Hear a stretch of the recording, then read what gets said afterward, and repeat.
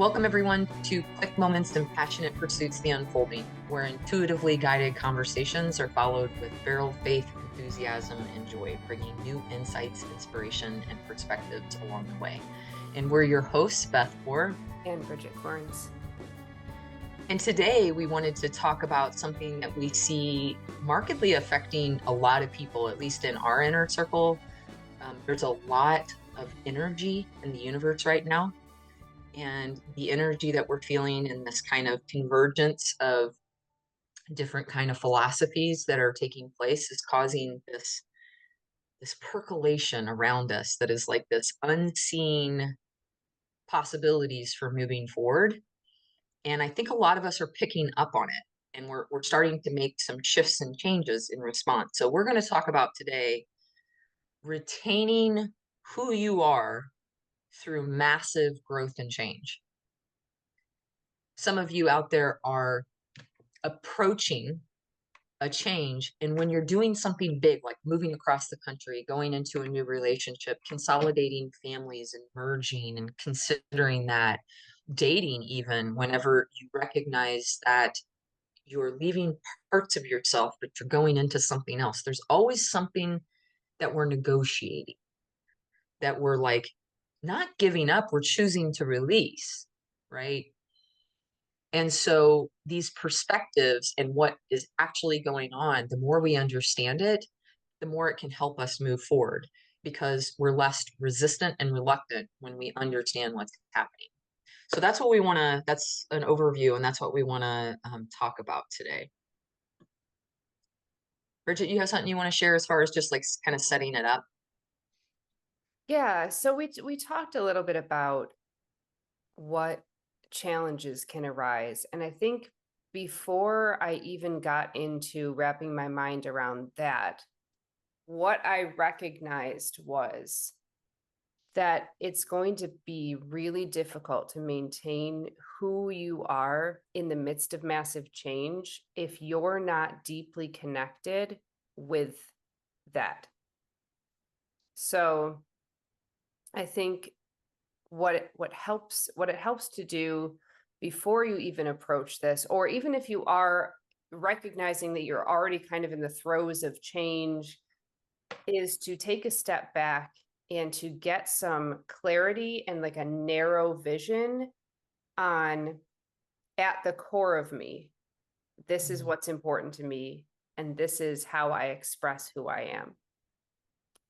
So I know that I have very ineffectively navigated massive change before in my life, because what I always allowed to happen was for who I was to get swept up in that and get muddied and confused as to, is this actually who I am, or is this who this change is creating me to be? Because I don't have a clear vision of who I am, and so I'm allowing myself to get sort of pulled apart in the midst of this change. And that's what would happen before, was that I would just become whoever the change or the people involved or the situation asked me to be, instead of who I actually am and who I want to be. Yeah, that's interesting, because what I feel like is what oftentimes happens, what you're pointing to is we're always filling in the spaces, right? That's what's always happening. There's always this invisible movement that's precise. And so you move back, I move forward, like everybody's kind of filling it in. There's no gaps, right? In the space. And so we're moving with each other. And I think sometimes what happens is society tells us. So I don't know the statistic. I know it's large. It's something like 90% of people are like followers, right? And so they just follow in a situation. And so there can be a lot of resentment when people follow, but they don't like it. But what they don't know is the resentment is actually towards yourself. Like the anger and the frustration is towards yourself. It's not society. Society has said, hey, this is what we recommend. This is what we think you could do. This is what makes other people happy. And some subgroups of people are uncomfortable when the majority isn't doing this one thing. To me, that's because if there's choices and we acknowledge that there's choices, then we actually have to do the work on figuring out what our life looks like. If you just tell me what to do, I'll just do it, right? But when you're not a follower and when you're somebody who recognizes your autonomy, recognizes your independence, wants freedom, craves that, but yet here's the thing, when we're part of a collective like we are, we may say, well, what's up with the individual as part of the collective? But the individual, like you being uniquely you as part of the collective, expands what's possible for all of us. Mm, And if there's more space for all of us to actually choose who we want to be, and we are allowed by society to do that, it reduces our reluctance, our resistance, but it requires us to do the work on who am I and what yeah, do I want to do. yeah, So when I'm changing, I'm starting with hang on. I'm not going to do anything until I say, what do I want? Who am I? And then I'm tuning into what do I want to make sure that when I'm growing, I keep and retain these parts of me, but what am I willing to shift or let go of? But it's me choosing it, yep, not the resentment that comes from, well, I guess I've got to because I'm going to do this. That's a perspective thing. Like you can choose to be resentful or you can choose to be grateful that you have this opportunity to move forward. But either way, you're moving forward because of you. Don't think it's because somebody else wants you to, unless you're in some sort of thing where your will is being forced, like legitimately. And unless you're in that situation, you absolutely have the right to do whatever you want to do, right? And so a lot of resentment comes from not doing the work of, wait, how do I retain this? mm, What does that look like in this new environment? Like if I'm going to grow and change, what are the parts of my schedule, routine? What are the parts of it that may not stay exactly as they are, but I have to keep the elements of it and articulating that within the scenario so that maybe the line of sight of other people who are in a loving situation with you can help you with that. You're great about if I need something or even anticipating my needs and recognizing it, you vocalize it or I vocalize it, and we pay attention because we realize it's not asking too much.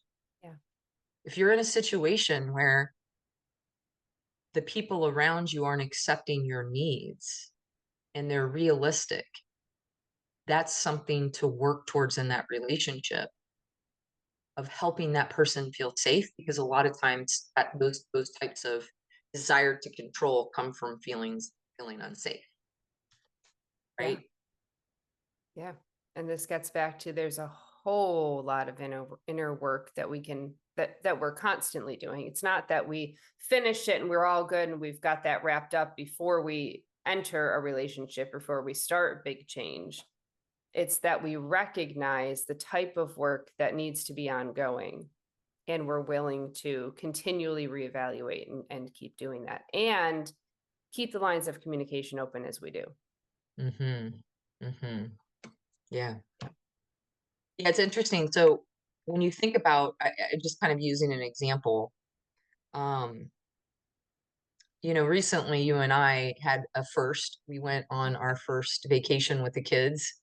So, for those of you that don't know, Bridget has 4 kids, and we went on a family vacation. And as a single, historically single, not with children woman who travels a lot, but on my own or with other adults, I've never been in a situation where I've been responsible for another entity and needed to make sure that they were safe, right? Yep. And so it was an interesting exercise and because peace is important and quiet is important and moments to be deeply connected was important. I wondered how it was going to be for me doing that and everybody was like, "Oh my gosh, you're going to have a 15-hour drive and you're going to have 9 days and you're going to be in your little bitty apartment, you know, 600 square feet with 6 people, 4 of them kids and a dog." Everybody was like, "Oh my gosh." And we actually like found all of these reasons very intentionally to be really happy about this and enjoy it. We saw it as an opportunity, but it required a conscious decision in the midst of that decision and change to say, how do I choose to look at this? And because we know that there's a fear lens and a love lens, the fear lens was like, oh my gosh, what are you thinking? What are you doing? This is not the way to start a vacation. I'm just going to keep going because this is the kind of stuff that people will identify with, right? So, oh my gosh, like this small space, something's going to happen. They're going to be really frustrated with being in this space. This isn't going to be big enough. We're going to get into arguments. It's going to be a challenge. Like I was like all of this stuff, and it's not the way to start a vacation, right? Mhm. And then I switched it, and I was like, "Whoa, you are on a fear cord. Yeah. You got to flip this because is this true?" You talk about using the tool. Is this true? And it is a tool because it's powerful. It's a disruptor. It's a mind disruptor. And so it gets you going, almost like you're like third person standing outside of it, looking at it now, going, wait, is this true? Looking at the situation. And it's like, wait, these are kids that for the last 9 months have like seen me inside of my apartment on a phone. And they've had daily conversations and they've seen the space, but they've never been in it. What a great opportunity for them to be in it and spend time in it. What a great opportunity for them to see my things and to look around and to know now when they see it that this is my space and they've been in it. How cool that their energy is now going to be in my space. This is going to when we go camping, my campsite's smaller than any of this. Yep. So we are camping in a spot that's like way smaller than this and we have luxuries.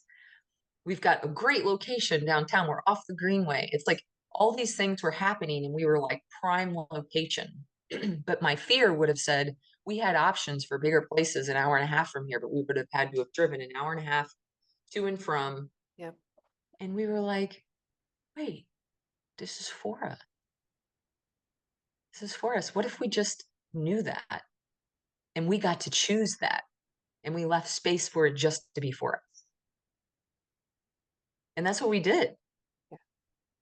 And how was it? They did amazing. It They did. loved the area. They got to walk the places that you walk and see the parks and go to the cafes and diners and meet the people. They loved it. A couple of them got up early with me in the morning and we walked down to a coffee place and met the local dogs and talked to people and yeah, and no one ever complained that it was too small or that Mm-mm. they didn't have enough space or anything like that. They were totally happy. Mhm. And the reality is what we found out when we were in the big house. So we were 3 days at my apartment, 3 days in this big house that we had rented, and 3 days in a nice big house by the ocean. And what we found was it didn't matter what size the house was, they're all gonna be on top of all of us. Yeah. We will all be within a 10-foot perimeter. Right? There's like Yep. this circle, the sphere that happens, and we can have all of this space, but they will want to be near us because that's how their hearts are. Yep. Their hearts are like little magnets to each other, right? Yeah. And so it was actually like it was our attitude that was first. And I think that's part of it. Like when we're retaining who we are through massive change, you understood that I just needed a moment here and there. Mhm. Like I was able to articulate, what do I need through this change? I need moments, touch points of peace. And then the rest of the time, I saw it as my opportunity, how I wanted to change. Now, the part that I didn't want to change is I know I need touch points of peace. And then like even 10 minutes will give me like, I get filled up because I utilize it well for connection with the divine. Like I get to this peaceful place inside me. Then the second thing that is part of this change, so I recognized that I needed that touch point. I wanted to keep that. But what I wanted to grow in was my ability to maintain my peace myself, no matter what was happening around.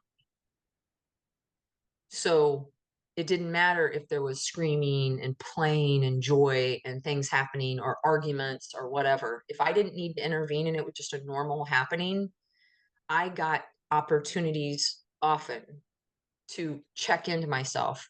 And it was my responsibility to maintain my peace, right?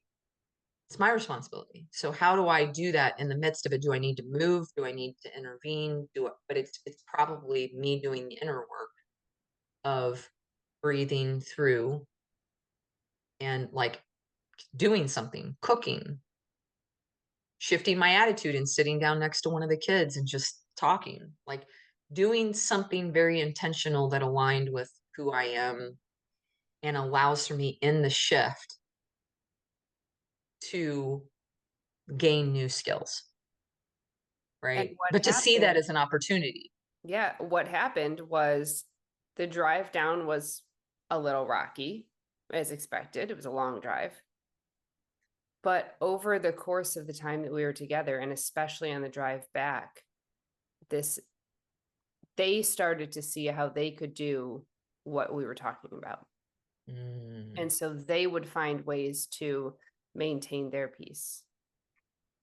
And once on the drive back did anyone get into an argument or snap, and immediately we all could recognize and talk about how that one shift made everyone feel the mm, frustration. And we mhm, weren't necessarily feeling our own frustration, we were feeling that person's frustration that then trickled out onto all of us. And so immediately we could nip it and say, we don't want to feel that, and shift mhm, it.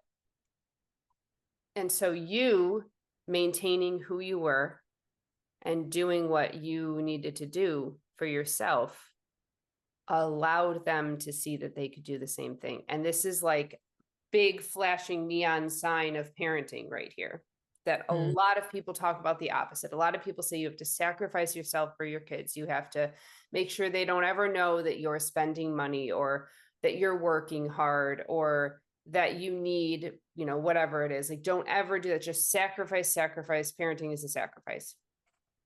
And what we talk about and what we're trying to teach them is that you get to honor what you need and who you are. And when you do that, you show up as the healthiest, most love filled version of you for your kids. mhm, And then they feel that love and they get to appreciate that. mhm. And I'm Yeah. getting teary about that because that's something that, like, I don't feel like, and I love my parents, but I don't feel like I was ever taught that. I never got to see them choose them and be happy, like Mhm, really, really happy. mhm, And my kids now will talk about how you're always so happy, like you're so peaceful, like you don't get frustrated anymore, because I mm, finally learned that it is not a bad thing to choose my peace and myself, because then they get to see that they can choose their peace and themselves and they can feel joy, and they just feel joy because I'm feeling joy. Not because mhm. I'm doing anything for them or I'm sacrificing my arm and my leg for them, but because I'm genuinely just happy and the energy of that just floats out and coats everything. That's important. So here's the thing. When we get told that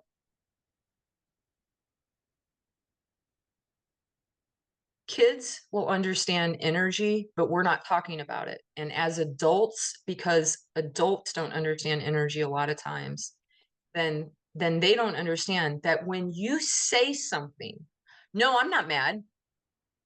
I'm not mad. If a kid says, you need to calm down, or if a kid says, I don't like this, and they're like, da da da da, da, and they snap and they say something contradictory to the truth. What we're teaching kids is that I can't trust my intuition because what I think is you're upset. I'm reading you as upset, but you're telling me that you're not. So now I'm not understanding that because I trust you, but you're not being honest with me. And you think that I understand that you're not being honest with me, but I don't understand that. So if my job is to, if is like we know that if moms, when moms are happy, that children have the happiest lives. Yeah. in adulthood, because that child has learned that what they want matters. And I'll say right off the bat, like I think we both were really fortunate to have, good families. But I think our families do the best they can generation after generation.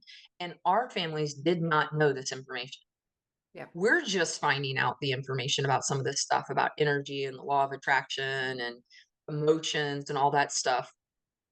My life would have been different as a child, I'm sure, if my family had access to this information, but Yeah. they didn't for themselves or me. So if I have access to this information, I want to use that. Like I want to be able to put it into the world. And so when kids have a consensus between you're happy and now the energy that you have is genuinely happy, not fake happy. Like I'm sacrificing, I'm doing so much for my family. They should be happy and they're not. That's resentment happy. That is not truly happy. That's doing what you think society wanted you to do. And now you're taking it out on people. Like that's very different. But when you're actually happy and you're like, I'm doing life like I want, I'm happy about the situation that I'm in. If my relationships aren't good, I'm not denying that and I'm not ignoring that and I'm not letting it pass off on the people around me. I'm actually dealing with it and improving my relationships. Your kids feel that. They feel that. And when there's no discrepancy between what you see in the world and what you're feeling around you, and it just matches as happiness, that's when you give your kids permission to be happy. That's when you give your partner permission to be happy. That's when you give the people around you in the workplace permission to be happy. Because when you're truly happy, you're the energy that can give the highest self and the best version of you. And so that's when we're talking about retaining who we are through change, whether it's a new job, a new relationship, a family, like we said, all these different circumstances when we're shifting. If it doesn't feel good, it's a flag for us to say, what can I do different? And it doesn't mean throw the baby out with the bathwater. You don't have to do, you can say, well, I can't. I can't take more time to myself. Like I love that when I met you, you were like, parents will say, oh, I can't do this or that. You're like, I got 4 kids. If I can figure it out, you can. Like, you know what I mean? Like when people say they can't do something, oh, I have kids. And I was like, that's that's like society, the 90% of people who say, they're followers and they use that as an excuse. Oh, I can't do this. No, you can. There's 10% of people doing the thing, but you're not paying attention to the 10% of people doing the thing. Or you want what these celebrity haves, or you want what they have, but you're not willing to do what the 10% does to get it because you're like, "Oh, that I have to move to New York City and I have to give up my job and I have to do all this stuff, but I really want it." Well, how bad? Are you willing to give up all the stuff behind here for that? And so what are you willing at the core of you? What is your happiness? What do you really want? You got to get clear. What can you live with and not live with? Like, Yeah. I didn't go for it. Like I said that when I took off, I was like, what I'm going to retain is I'm going to be somebody who did the thing. Yep. Now, I can't say if I'm going to be successful, but I am going to be somebody who went for it. That I want to do. Right. That's important to who I am. The success, I'm always successful. So, what will the success look like? I don't know, but it will be successful. I just don't know how. I That's think cool. this is so we talk a lot about writing lists of like yes, no's, and maybes or, optionals. I think what's really helpful in thinking about like the massive change, and that list would be helpful, but I think what was even more helpful for me was the I can't live if I don't do this. Mm, yeah. Um, like I love the idea of teaching. I love the idea of getting to see something activate in a person and then like seeing that shift and witnessing that and seeing them find their autonomy and their excitement and then like them launching forward. Like I love that I live for that.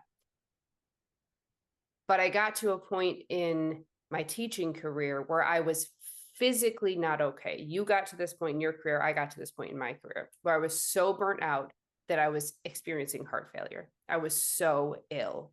I was burnt out. I felt like I was tied to a system where I couldn't do the best part of my profession.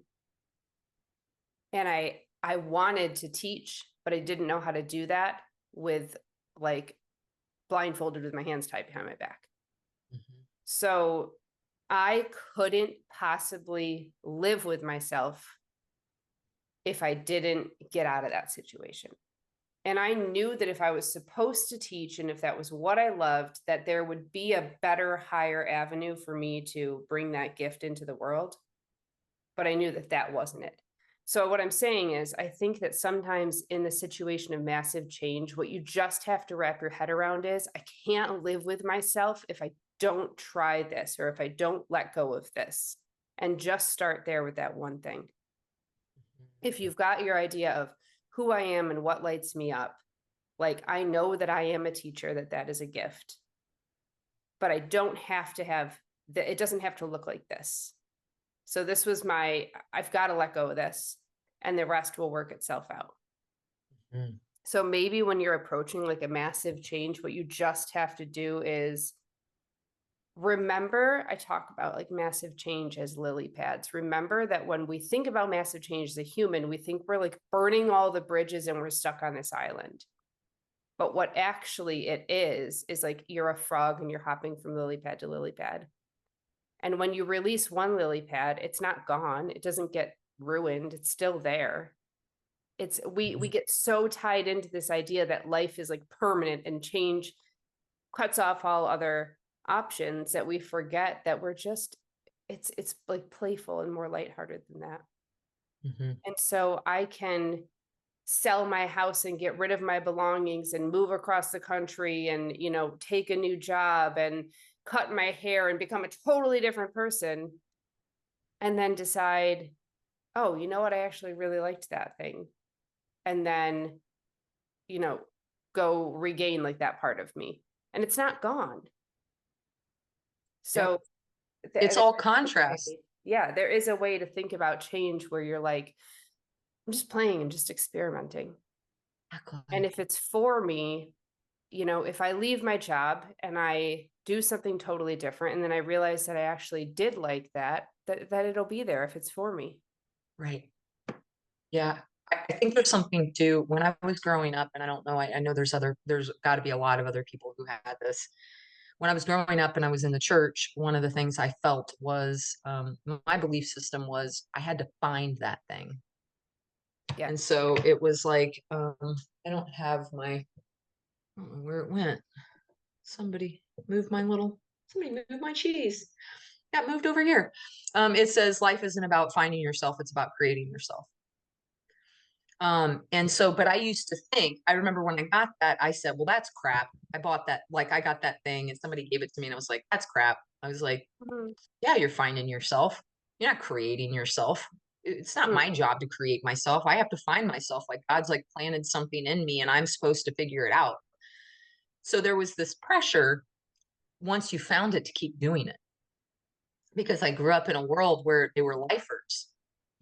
People were very critical when I was growing up at my age of there was a belief that you found one good job. So like my grandpa worked on the railroad and he got that job young and he stayed that throughout the whole life. And if somebody didn't do that and they started to leave like 5, 10 years in, they were like, what are you doing? You're giving up your pension. You're giving up your retirement. You're wasting time. You should find a good company and stay with it. That used to be a thing. It isn't anymore. And even if it was, we can still only move so far. Like in every organization I've worked for, I work for great organizations, but the reality is they're giving you like a 2 to 3% raise. And then the new people coming in are getting as much as what you got paid, and you've been there for 10 years. So there's no incentive to be a long-time employee when everybody else it's just parity and everybody gets paid the same thing. But do they? Because I knew people who got paid more. And so it was like, it's like fake parody, right? And so when you think about like what we're thinking is possible, we're only able to go as far as what the limitations of our mind is. And the reality is the moment that you said, I remember this conversation, you were like, well, this is all I can make in teaching. And it's like, is this true? And then you were like, I don't know. And then when you opened up the possibility, boom, something beautiful came in that Yep, you didn't know was even out there. yep. That's the same thing for me too. I'm creating something that I wanted the safety of an organization, and I needed that for a long time. I got confidence and I had worked for beautiful places, but it did make me sick. The pace was grueling and it wasn't healthy. And for whatever reasons, it just wasn't. And it's like that in a lot of social services where there's so much pressure and need that the people that are in these positions are unintentionally being sick because of the amount of chronic stress that's not really meant to be on us, right? As humans, like we're not And then meant what to happens sustain is that. that sloughs off onto everyone else in the organization, and even someone coming Absolutely. in who isn't feeling that yet then starts to absorb that. Yep. It's like an Yep. energy tornado. Yeah. We always just say it's like they got a good year in them. Like they're living on that year, like before they're fully in and they fully feel all of this, right? And so it happens like that to where, so it's like, how do you, in the midst of change, when there is this feeling of death, disease, constriction, those are all signs when you look at the energy, when you look at the picture of the different emotions and energy, those are very Love it. dense at the bottom, right? They're contracted Yep. and they're heavy. And so it's not this. So then sometimes it's like you said, it can be one decision that's small in the big whole thing, or it can be something massive like mine, which was I've got to give all the, like, I just know the one thing, that one decision requires me to give up a lot of other things. Yep. If I'm going to move across the country, it means that I have to give up a lot of things.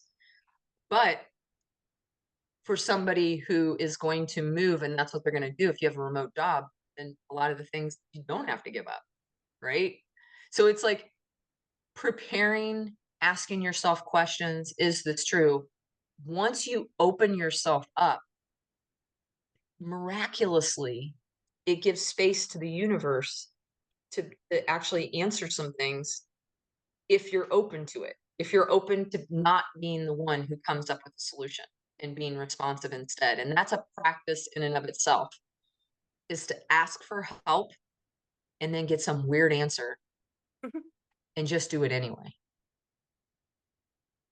Right. Want to go back to something that you said because I don't want to gloss over it. It got me all teared up, so I want to go revisit it real quickly.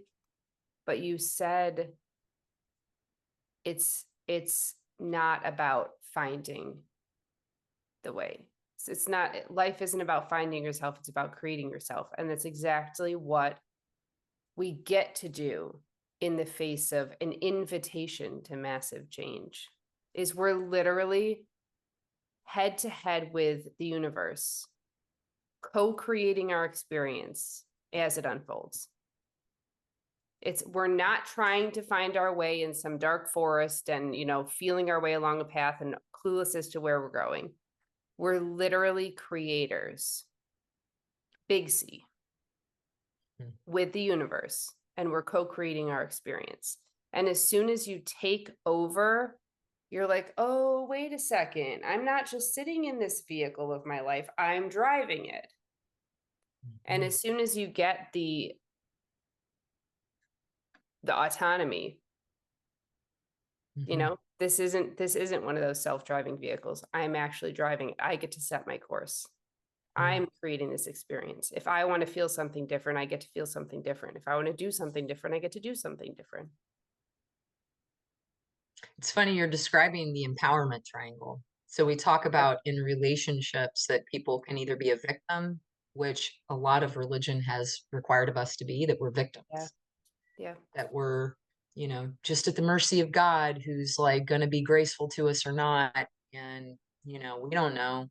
Like, And then we have this empowerment triangle, which is instead of being victims, we're like, no, we're creators. Like our worth was never in question. God loves us and is always with us and is like literally like, imagine you go to work every day, you eat the same food.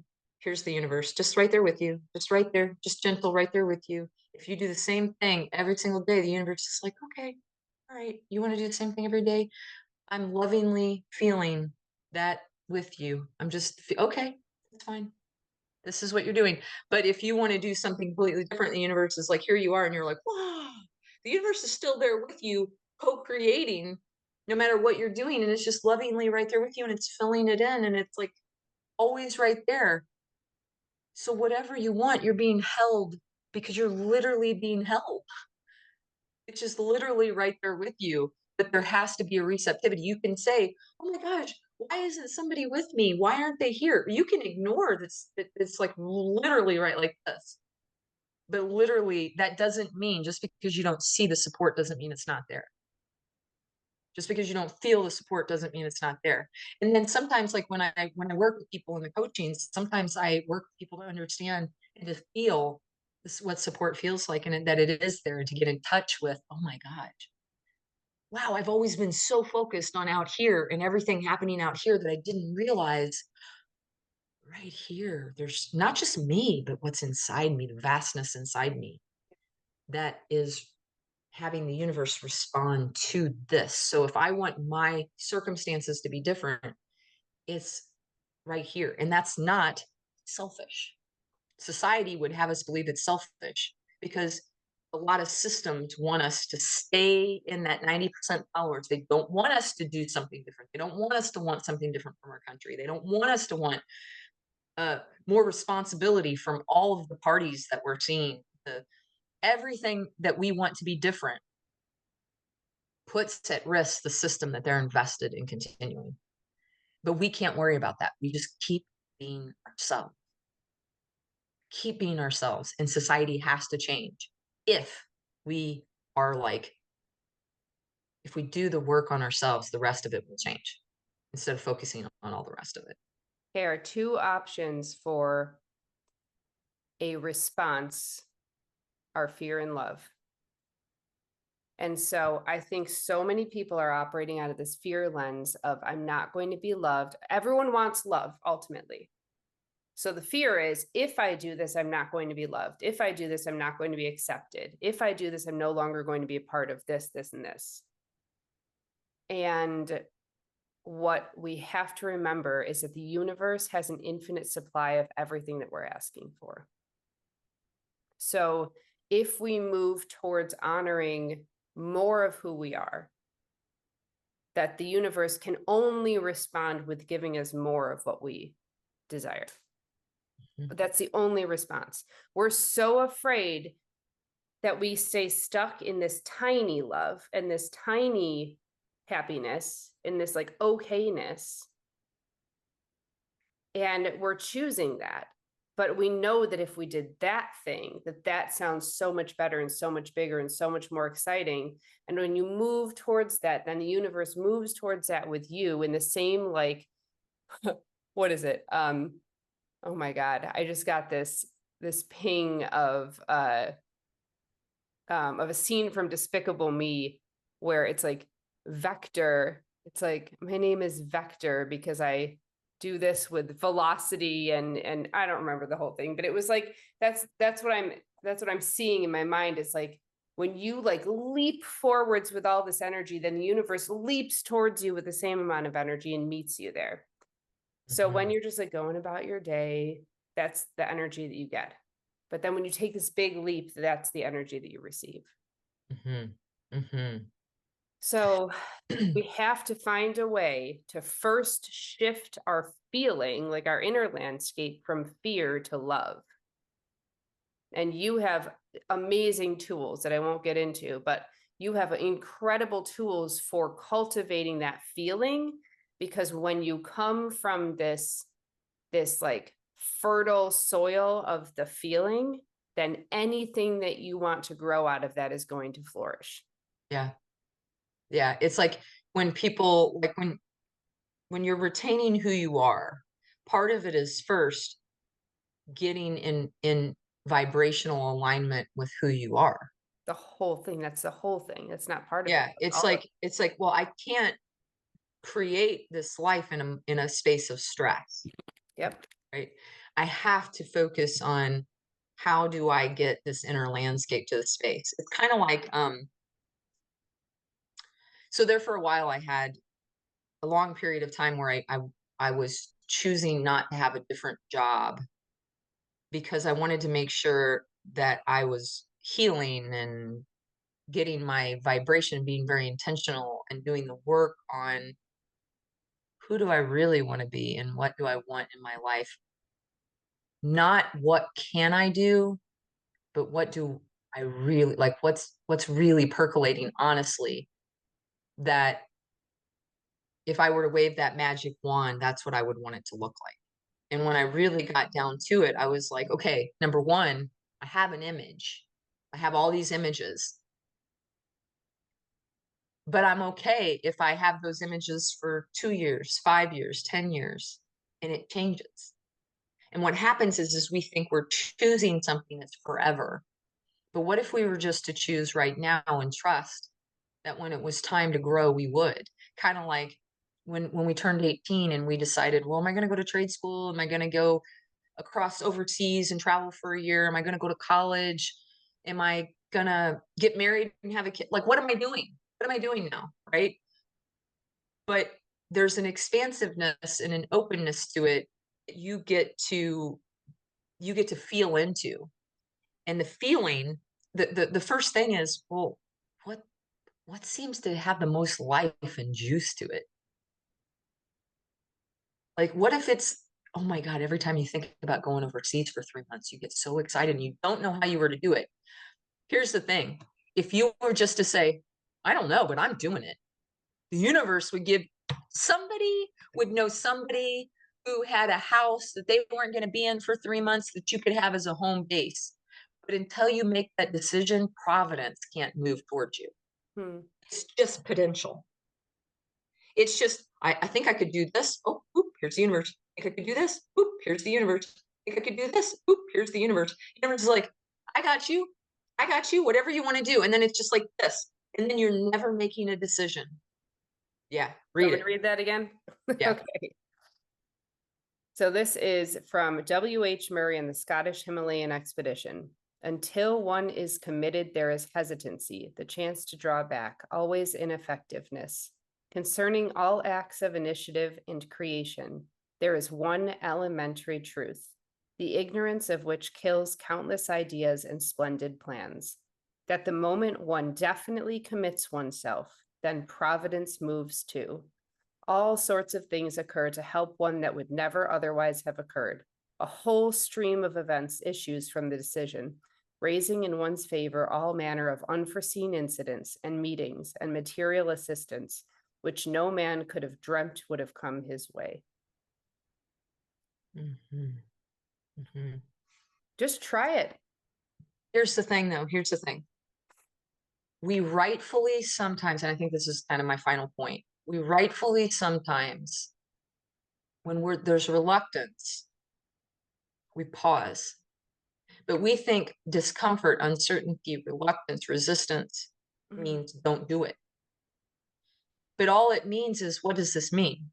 So, for example, I almost like I for almost a year and a half, I was creating my business. And I decided I tried therapy and I was like, I don't want to do therapy. It limits me, right? And I want to do education and coaching and these groups. And I kept doing, then I started doing the groups and I was like, well, I like these groups, but they're not really like, I'm good at it, but it's not quite it. So I kept adjusting. I almost threw away the whole thing. I almost said, I had that moment where I was like, should I just go back and do like a regular job? And everything in me was like, and then I was like, well, what about contractual? What if I'm not like part of it, but I'm just like Cohen? I was like, I don't know. Well, I guess I can't conceptually understand that. I'm going to try. So I tried it. And then I was like, okay, this is on my own terms. I can still do my other stuff. And so I started to try things because conceptually, if it's not feeling or experiencing it, we don't know. Yep. So when we think about it, all the anxiety from the past stuff is going to come up, but it's not real. We don't know until we do it. But when we do it, it's only information that's contrast that tells us this or not. That's all it is contrast that tells us this or not. So when I did my back to my business explanation, I realized, oh, when I evolved and I got to the thing that I was doing, that now I'm like, there's so much life to it. I love this. But here's the thing, something that was keeping me back was something so simple as retaining who I am. I've always been nonprofit. I've always been like a person who wants to share. I want to share things that I didn't know that could have helped me with people who don't have access to information. I want to come alongside people who are trying to do the big things like I tried to do. And I'm so grateful that I made the leap. And I know how terrifying it is to do. And I think, oh my God, what if there are people out there who don't take the leap, but they just didn't find out the information or have the support? I want to help people take the leap because I know what taking the leap will do for their life and that they can find their own unique happiness. But here's what wasn't motivating to me: money. Now, it doesn't mean that I don't want to have a house and to do things in life and travel, but it's not a motivator. It means nothing to me by itself. To me, what matters to me is designing this with people and transformation in mind. That's a motivator to me. Yep. That gets me up every day. That gets me excited, right? And so for us, when we're thinking about retaining who we are, sometimes it's doing what you do, but with a different focus. And when you do what you do with a different focus, then you can find the life in it.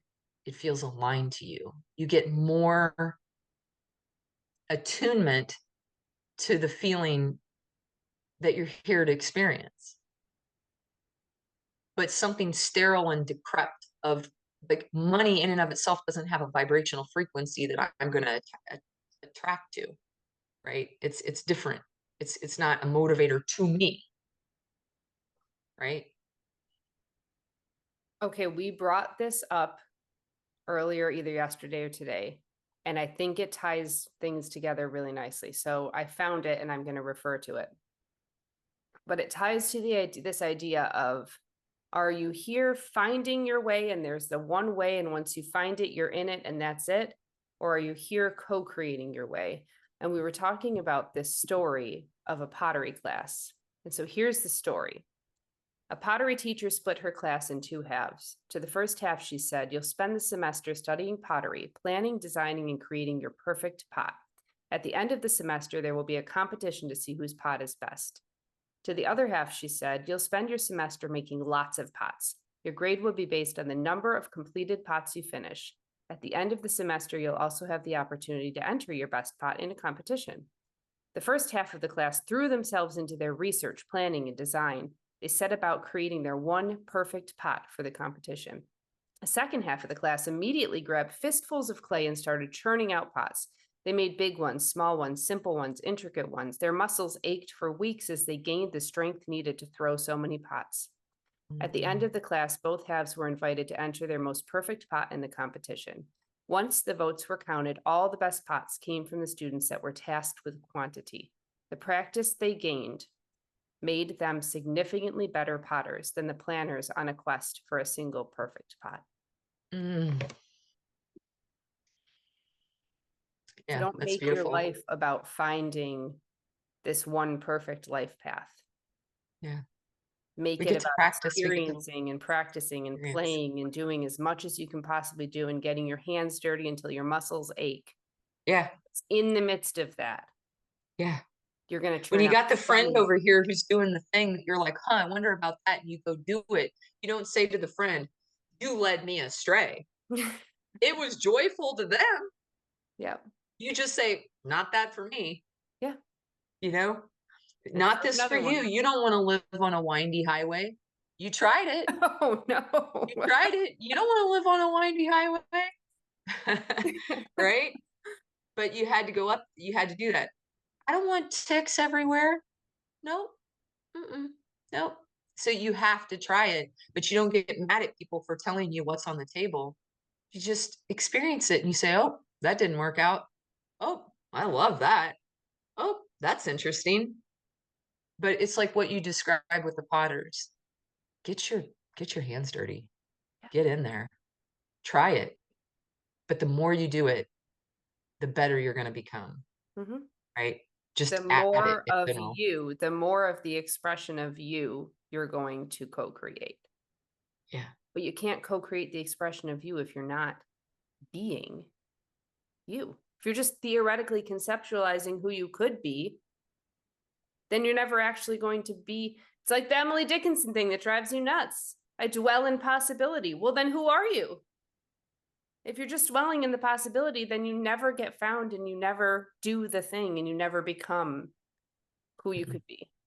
Mm. There's just possibilities, endless possibilities. That's it. That's all I got. Make a bunch of pots. Make a bunch of pots and have fun while you're making the pots because you never know what'll come from it. And there's no pressure when you start to like just Yep. produce, produce, produce, produce. No pressure. Who knows what people are interested in, right? It's not about that. It's about experiencing creating. If it lands, it lands. Thanks for your chat today. This is excellent. I love it. And a special thanks to Asheville artist Melissa Moss for our cover art. You can learn more about her at melissamossart.com. And thank you to Cloud Cult, who we're going to see in about a month and a half. Can't wait to see them. Find out more Virginia, about Cloud Cult at cloudcult.com. And thank you to all of our listeners and viewers for sticking with us on this unfolding.